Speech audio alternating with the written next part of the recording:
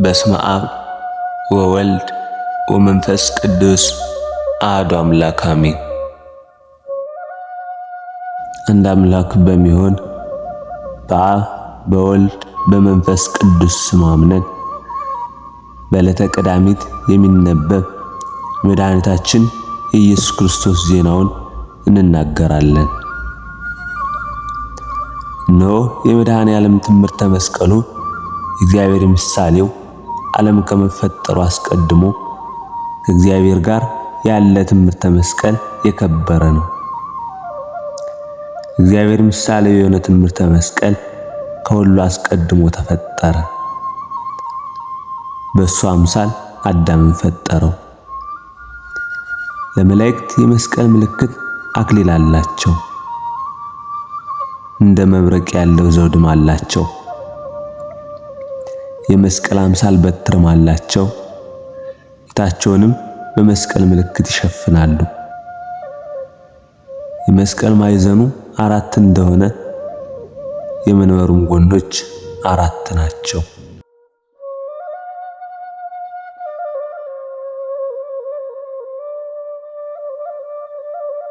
ይህ መስቀል የሄኖስ የሽቱ እንጨት ነው።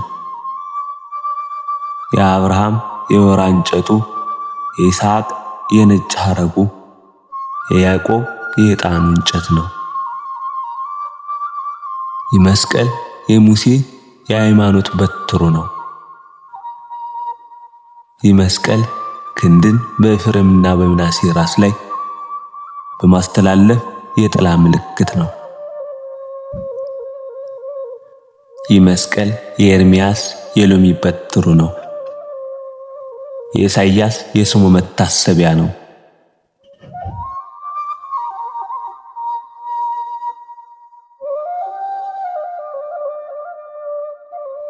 ይህ መስቀል ሰሎሞን ያለው የእንኮይ እንጨት ነው።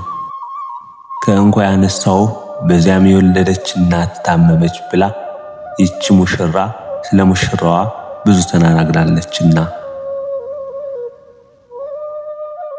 ስለ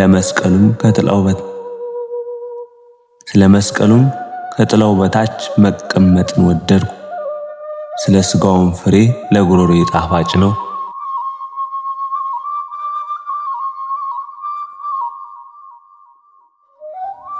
ስለ ጎኑ ውሃም ወዳጄ ለኔ እንደተቋጠረ ከርቤ ነው አለች።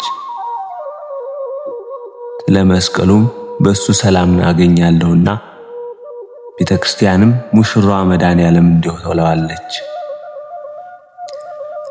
ያዕቆብ ዮሴፍን አሕዛብን የሚወጋቸው የላም ቀንድ ነውን የላም ጥጃ ነው ብሎ በባረከው ጊዜ ሙሴ የተናገረው ትንቢት ምንድነው?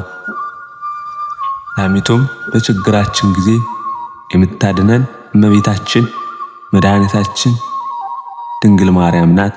ጥጃውም በድንግልና ከሷ የተወለደ ይህ መድኃኒታችን ነው። የቀንዱም ትርጓሜ ይህ መስቀል ነው።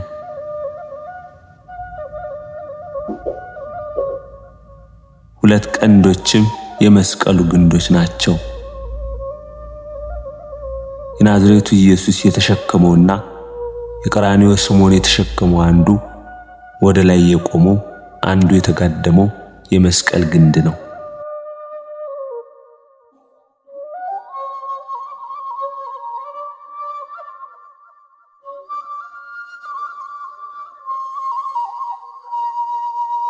ነጭ በግ በነጭ ሐረግ ተይዞ ከሰማይ እንደወረደ ነው የሚያስደነግጥ የላም ጥጃ መድኃኒታችን ነው። እንደዚህ ሁሉ ክርስቶስ መስቀሉን ተሸክሞ ሄደ። ይህ መስቀል ለቅዱሳን በመንገድ የተተወው የመድኃኒታችን ፍለጋው ነው። መንገድም ማለት ቅዱስ ወንጌል ነው። ይህ መስቀል አጋንንትን የሚያሳድዳቸው ሰይጣናትን የሚበትናቸው ነው። ኦሪት አንዱ ሺውን ትውልድ ያሸንፈዋል፣ ሁለቱ እልፉን ያሳድዳቸዋል እንዳለች አንዱ ማለት ይህ መስቀል ነው። ሁለቱም የመድኃኒታችን ሥጋውና ደሙ ናቸው። ይህ መስቀል የባሕር ጸጥታው የመርከቦችም ወደብ ነው።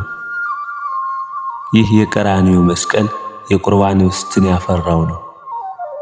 ይህ መስቀል የጎኑ ውሃ ያጠጣው የጎኑ ደምም ያረካው ነው። ይህ መስቀል መጠጊያችን፣ ኃይላችን፣ የድህነታችን ምልክት፣ የነጻነታችን ምስጢር ነው። ይህ መስቀል እንደ እግዚአብሔር የከበረ እንደ ድንግል ማርያምም ከፍ ያለ ነው። ሦስትነታቸው ትክክል የሚሆን እንደ አብ እንደ ወልድ እንደ መንፈስ ቅዱስም ፈጽሞ የማይለይ ነው። እንደዚሁም መድኃኒታችን ከእናቱና ከመስቀሉ ጋር ሦስትነታቸው ትክክል ነው። እንዲህ እናምናለን እናመልካለንም፣ እንዲህ እንናገራለን እናመሰግናለንም። እንዲህም የማያምን ይደየናል። የማማጽዮን ጸሎቱ የመድኃኔዓለም ይቅርታውና ቸርነቱ ከሁላችን ጋር ይሁን ለዘላለሙ አሜን።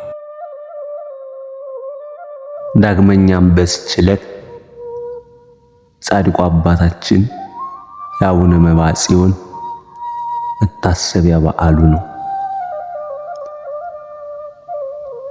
ከዕለታትም በአንድ ቀን አባታችን መባጽዮን ቆሞ በመትጋት እየጸለየ ሳለ የወርቅ በትርን ይዞ ከሕፃናት ጋር ሲጫወት በሩቅ ሕፃንን አየ።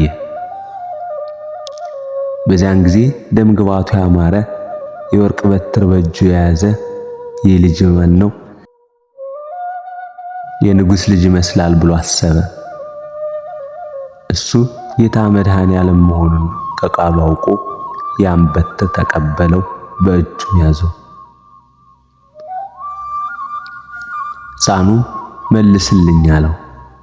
አባታችን መባጽዮንም ለሕፃኑ ሰገደ። እንደ ጌታዬ በደለኛ ባሪያም ከአንተ ጋር እነጋገር ዘንድ አይገባኝም፣ አንተ የሰማይና የምድር ንጉሥ ነህና አለው። እኔ ካሰለጠንኩ በኋላ ምን አለብህ አለው። ከዚያም በኋላ ከሱ ጋር ተቀመጠ፣ እንደ ሕፃናትም ተጫወተ። በጀርባውም ታዘለ፣ ለእጁም ታቀፈ። መውደዱንና የዋህነቱን ባየ ጊዜ አባታችን መባጽዮን ሕፃኑን ለመነው። መድህን ሆይ መሐላህን አስብ፣ በስምህ ተጠምቀው ወደ ደይን የወረዱትን ነፍሳት ማርልኝ አለው። መድኃኔዓለምም ቃሌ የጣፈጠ ነው፣ እነሆ አንተ ወደ ሲኦል ውረድ፣ መሸከምም የምትችለውን ያህል ነፍሳትን አውጣ አለው።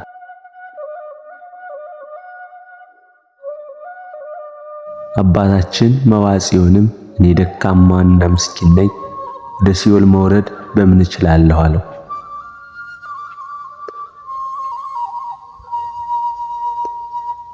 እኔ ልካለሁ አለው። የወርቅ በትር ሰጠው። የዚያን ጊዜ ኃይልን ከመድኃኔዓለም ተቀብሎ ክንፍ እንዳለው በረረ። ወደ ሲኦልም ገባ። ሲኦልም በመድኃኔዓለም ሥልጣን ወዲያና ወዲህ ተከፈለ። በዚያም የኃጥአን ነፍሳትን ፍጹም ጩኸትንና ልቅሶን ሰማ። በዚያን ጊዜ በሲኦል ያሉ ነፍሳት አይተውት በረሩ። ነፍስ ከነፍስ ላይ ፈጽሞ እስኪከብዱት ድረስ እንደ ንብ ተጫኑ። ነገር ግን እግዚአብሔር ኃይል አስቻለው። በፊት እንደሆነው ነፍሳትን ተሸክሞ ወደ እርሱ መጣ። መድኃኔዓለምም በፍጹም ደስታ ፈገግ እያለና እየሳቀ ይህን ያህል ነፍሳት ማን አወጣሃል አለው። እኔ በምን ኃይል ያወጣለሁ? በአንተ ኃይልና በጸጋ በፈቃድህም ነው እንጂ። ጌታዬ መድኃኔዓለም ሆይ እኔ አፈርና ትቢያ እንደ ባህር አሸዋ ቁጥራቸው የማይታወቅ ይህን ያህል ነፍሳትን አወጣ ዘንድ በምን እችላለሁ አለው። መድኃኔዓለምም እነዚህን ነፍሳት ለአንተ አስራት የሆኑ ደስታ ወዳለበት ገነት አግባቸው አለው። ከዚህም በኋላ ለዘላለም የማይሞት ሕያው እግዚአብሔር ከእርሱ ዘንድ ተሰወረ። ቸርነቱና በረከቱ ለዘላለም ከኛ ጋር ይሁን አሜን።